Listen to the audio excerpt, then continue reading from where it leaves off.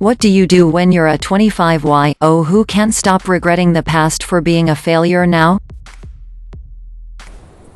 Better to waste 25 than 30. Hit the restart button. You're on no one else's timetable but your own. I felt exactly the same when I was 24 but didn't know what to do. I'd always wanted to study engineering at university, but I'd messed about too much when I was younger and felt like I'd missed my chance. I used to feel sick when I checked my bank balance out of fear of seeing the all-too-common negative number or having my card swallowed. I started dating a girl who'd just graduated from university and was looking for jobs, and while she was looking she saw an engineering apprenticeship advertised, so I applied. I started my apprenticeship a few months before my 25th birthday, working alongside a 16-year-old. One of my tradesmen was younger than me. I went to college with kids who'd caused trouble at school, so they were sent to vocational classes at the local college to keep them busy. I remember trying to concentrate in class while one kid was being sent to stand outside for misbehaving, and I felt so disheartened, like why was I there? I stuck with it, got my trade papers, went on to a college course in engineering systems, finished my apprenticeship, and was sponsored by my employer through an engineering degree. I'm 37 now and I'm a senior manager for a FTSE 100 company. I earn more than I'd ever have imagined was achievable with awesome employee benefits. I married the girl I was dating at the start of this story, and we have 2 amazing kids. We bought the house of our dreams a few years ago, and now, we've outgrown it and are looking for houses that we still can't really believe we can afford. Don't give up. It gets better. You just need to make one change, or take one step, then keep going.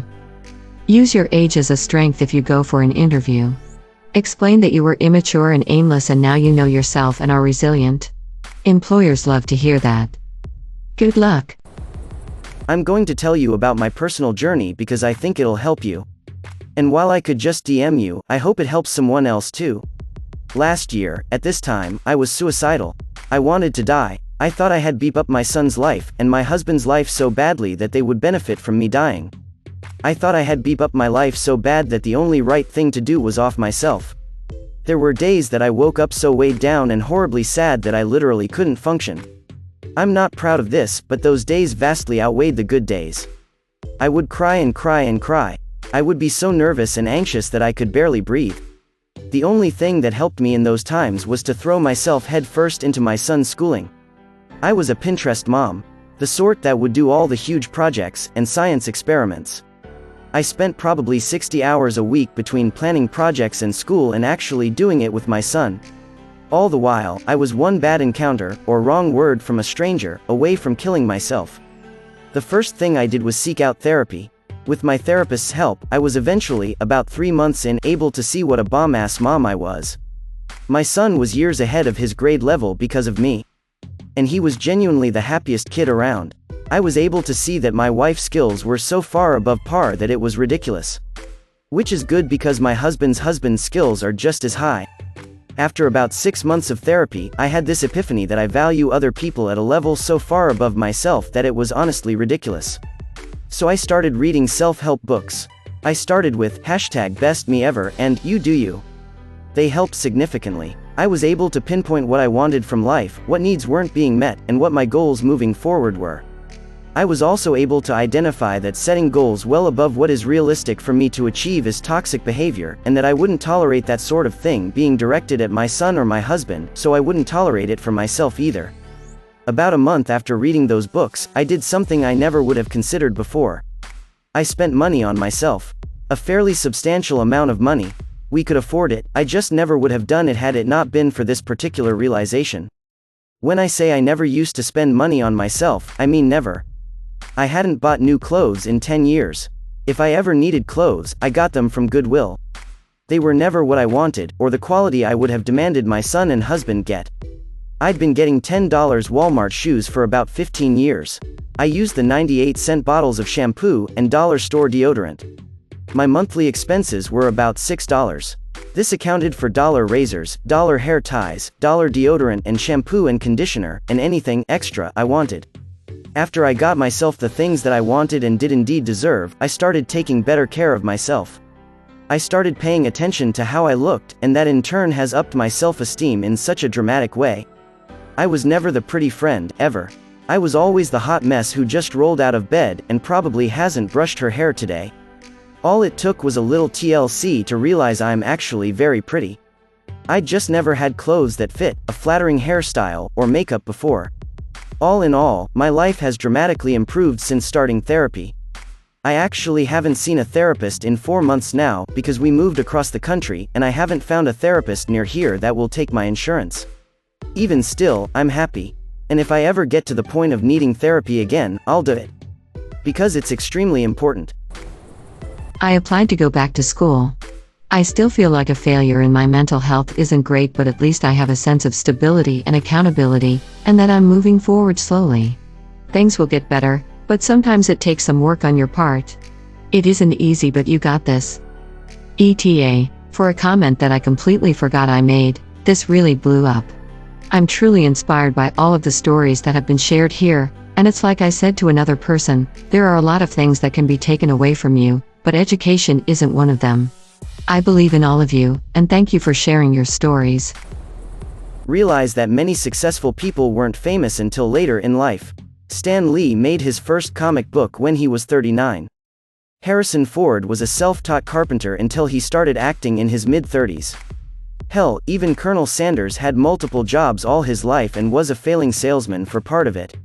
He only started selling fried chicken his 60s. The key difference you can make right now is not giving up. Keep trying and doing new things, keep discovering things about yourself. When you find the right thing, it doesn't take long to become successful. Edit, to add to this, it's easy to think of people more successful than you as having a head start in life. But remember, success ties you down to what makes you successful.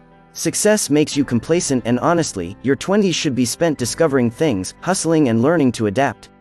Don't be surprised if you find people who found success early starting to decline or not understand how to maintain their success as time goes on. Life is a long-term game, and where you are at now is hardly a reflection of how you will spend the rest of it. But that's up to whether or not you're willing to keep searching and adventuring through it all. Keep it up, and good luck. I read a comment on Reddit that changed my life. Can't find it now, but have saved it as it have helped me a lot. Ouch. Sounds like you're having a tough time, Max. That sucks. I've been there, so I kinda know what you're talking about.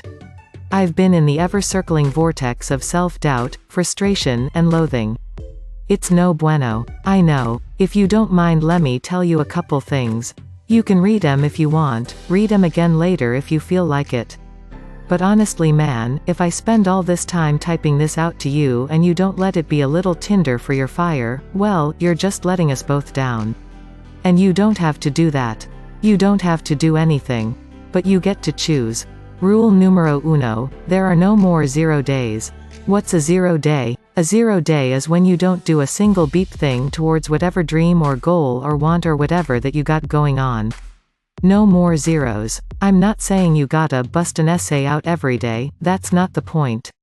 The point I'm trying to make is that you have to make yourself, promise yourself, that the new system you live in is a non-zero system. Didn't do anything all beep day and it's 11:58 p.m.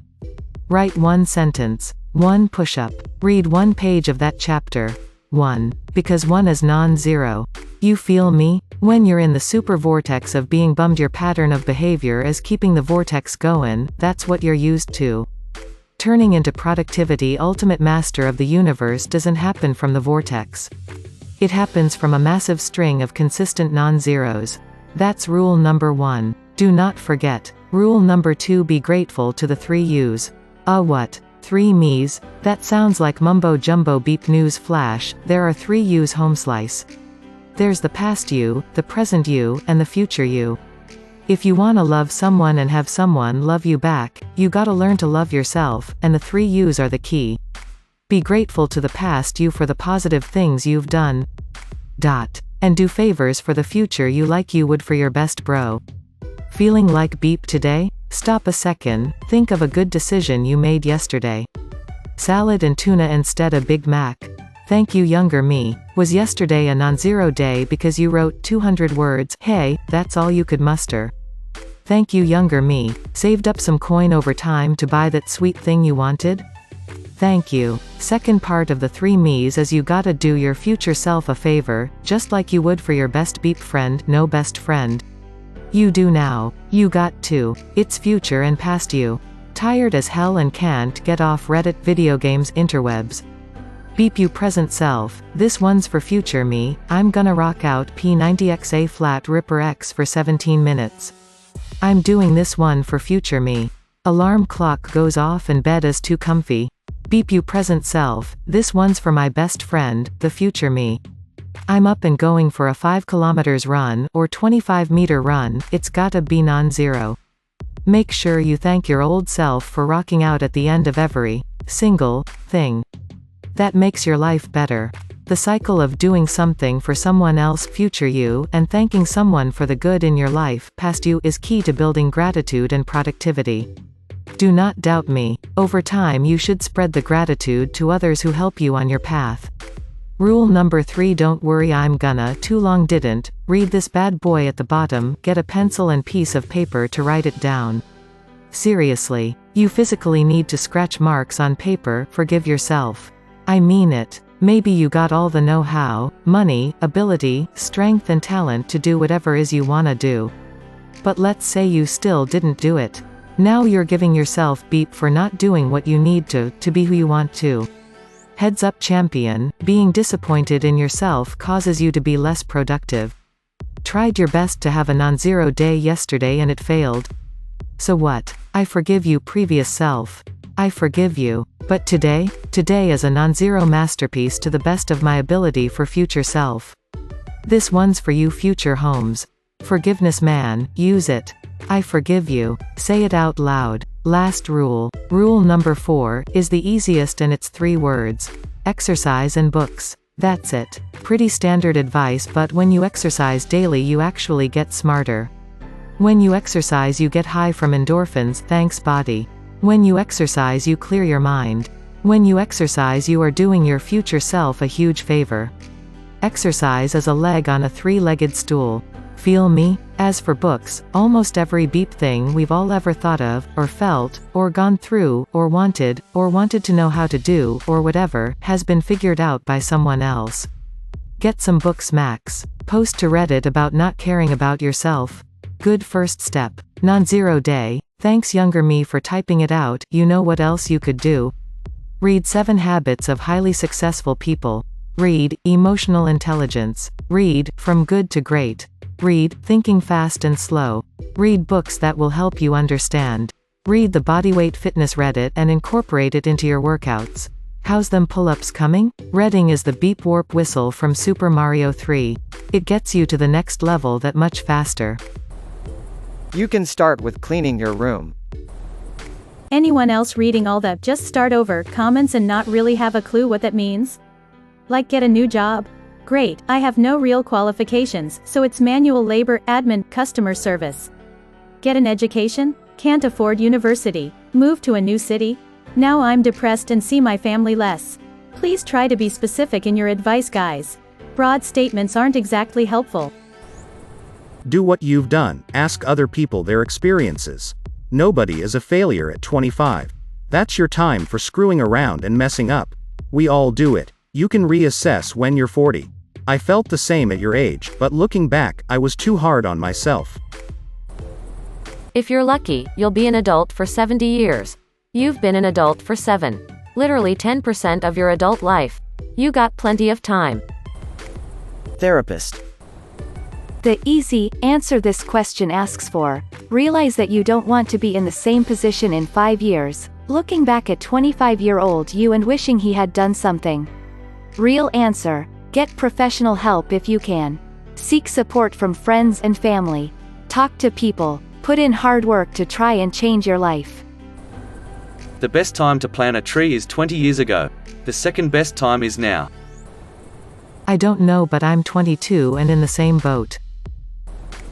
I drink till I pass out, but you should go to a therapist. The worst thing that can happen is to wake up in 5 years feeling the exact same way or worse. Trust me, I'm you plus 5 years. Yeah, dude. Start over. You got plenty of time ahead. Eat KFC and don't care. May your day be filled with joy and happiness. And please remember to like, share, and subscribe for more quality content every day.